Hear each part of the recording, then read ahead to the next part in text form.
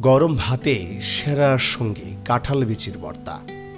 গরম ভাতের সঙ্গে এক প্লেট সুস্বাদু ভর্তা হলে আর কি লাগে। আর সেই ভর্তা যদি হয় কাঁঠালের বিচির, তাহলে স্বাদে যোগ হবে ভিন্ন মাত্রা। বাংলাদেশের ঐতিহ্যবাহী ও জনপ্রিয় ভর্তাগুলোর মধ্যে কাঁঠাল বিচির ভর্তা অন্যরকম। কাঁঠালের মৌসুমে সহজেই পাওয়া যায় এই পুষ্টিকর বিচি।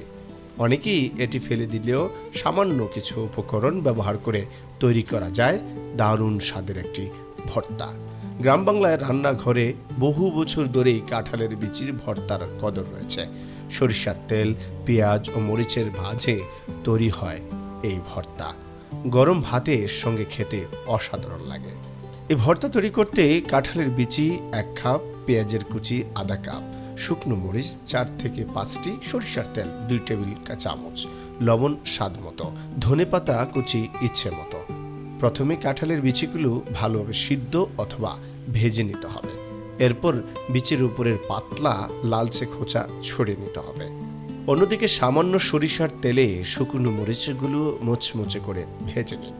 এরপর ভাজা মরিচ, লবণ ও পেঁয়াজ কুচি একসঙ্গে ভালোভাবে চটকে নিন। তারপর এতে সরিষার তেল মিশিয়ে দিন। এবার খসা ছড়ানো কাঁঠালের বিচিগুলো বেটে বা মিহি করে চটতে দিন।